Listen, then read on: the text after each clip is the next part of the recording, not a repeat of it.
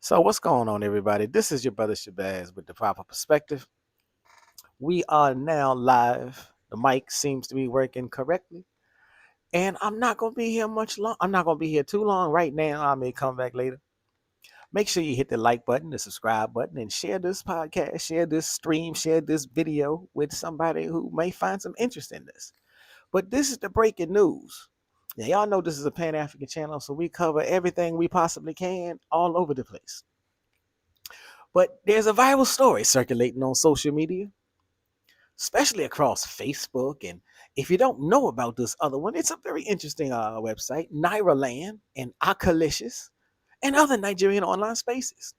Now, the story is, as the story goes, the story is claiming that former Petroleum Minister Timipre Sylva, and if you're not sure who it is, I do have a picture of the brother up in the upper right. So if you take a look at the picture in the upper right, you'll see Timipre, and the bottom you'll see President Tinubu. Now you make what of it of you will. The picture on the other side. But anyhow, so there's a story going on claiming that former Petroleum Minister Timipre Sylva has fled Nigeria through the creeks. You know what I'm saying? Get it out the mud, get in the mud. But apparently, accordingly, allegedly, he escaped Nigeria through the creeks, allegedly bound for Senegal, another one of my favorite West African countries, and possibly on his way to Argentina. Now, we got issues with Argentina, but hey, it is what it is. The story ties Timipre Sylva to an alleged, we got to really emphasize alleged. These are allegations, ladies and gentlemen. But the story ties him to an alleged military coup plot aimed at toppling President Bola Ahmed Tinubu's government. I know, salacious, isn't it? According to these online reports, Sylvia supposedly owns several businesses in both Senegal and Argentina, and had even been lobbying to become Nigeria's ambassador to Argentina before the scandal broke.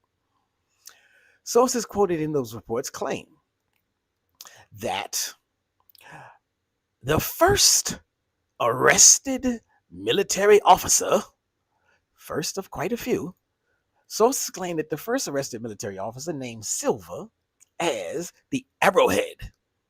Interesting word. The arrowhead and financier of the coup operation. And that, get this, check this out, 46 billion naira. Billion, that's with a B, ladies and gentlemen. 46 billion naira was traced to an account allegedly linked to Sylva. His Abuja residence was reportedly raided by officials of the Defense Intelligence Agency, the DIA, resulting in the arrest of his brother Paga Sylva.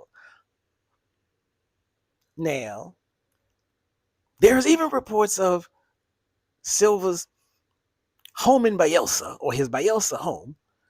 It's been searched, with claims that investigators found incriminating documents and foreign currency. Now all that sounds dramatic. I'm trying to lean into the drama of it. All that sounds dramatic. However, there are some important things to take note of. Now, let's be serious. None of these details have been confirmed by major independent outlets. You know the usual suspects, Reuters, BBC, or Premium Times. But, or also and including, the Nigerian military has denied reports that officers have been arrested over a coup plot. However, some elements of the story do check out. So that's what we're here to discuss the breaking news, or let's not call it breaking news. We're here to discuss the potential viral story being spread across social media about a plot. So, but I must say, I would be remiss if I didn't say this. Outlets such as the Daily Times Nigeria, you see, that's the black news, the Nigerian Tracker, and the Whistler, these are all Nigerian news or Nigerian media organizations. They have reported that the army raided Sylva's Abuja residence as part of a DIA investigation. The army declined to comment further. So while the escape and the 46 billion naira claims remain unverified, the raid itself seems to have actually occurred. So what do we make of all this? Let's see. Hold on, ladies and gentlemen. I might have to do a little digging before we go any further. Let me look and see.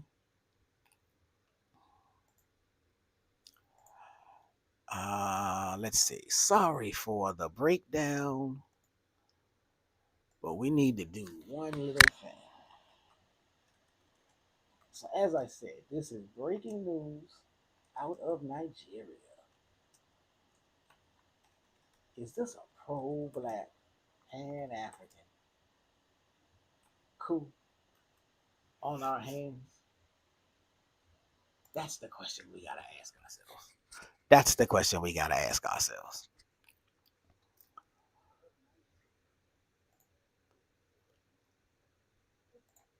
So, as I said, we have these reports.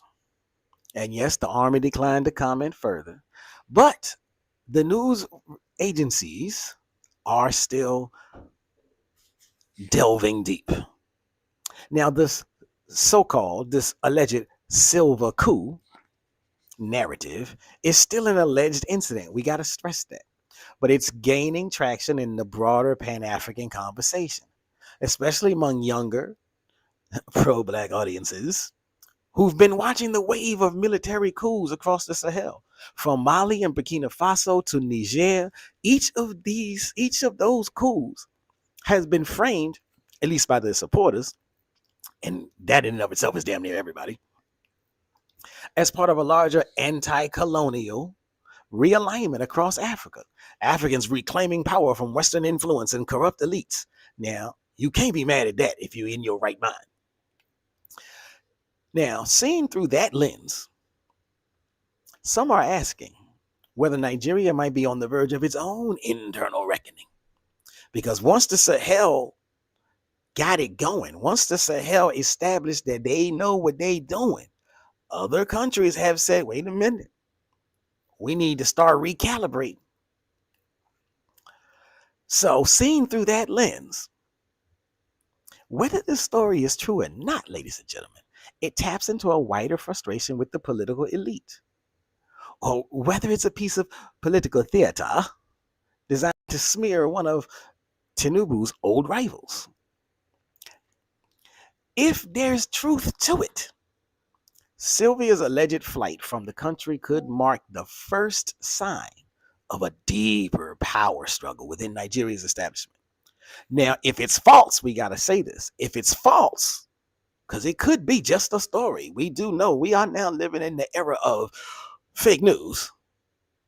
So if it's a false story, we can at least say, but look at the popularity online of the story. So if it's false, the popularity of the story still says something very powerful. That people are ready to imagine, that people are ready to buy into this Pan-African uprising against the older order or the old order. Either way, it's a reminder that stories like this, even unconfirmed stories, allegedly, let me make sure that I am telling you this is all an allegation, but even alleged stories carry symbolic weight. They reflect what people are feeling beneath the surface. Suspicion of leadership, hunger for change, and curiosity about whether the Sahel wave could one day sweep further south. Now, for now, what we know is very simple. And I'm going to double down on this. Most of this is just salacious information being spread across social media. But we do know there are some very hardcore facts. The DIA raid, oh, that's real, ladies and gentlemen. Now, the escape to Senegal, oh, the drama of it.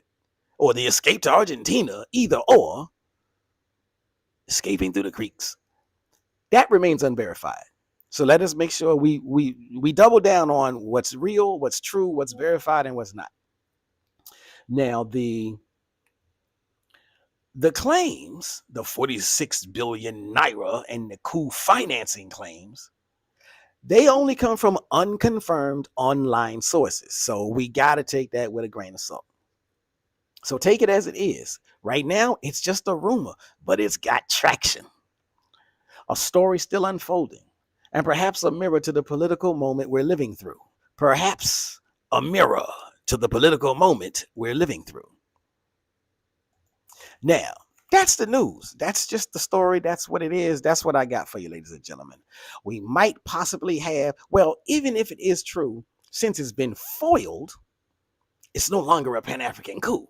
It's no longer a pro-black coup. It's a blocked attempt at people in Nigeria rising up to take their rightful control of their country.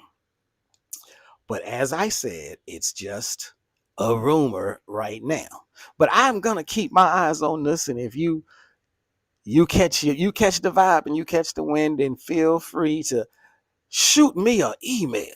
Drop something in the comments. If you know something, say something. Ladies and gentlemen, this is your brother Shabazz with the pro-black Pan-African breaking news of the moment. Hit all those buttons. Like, share, and subscribe is the name of the game. And I will see you on the next one.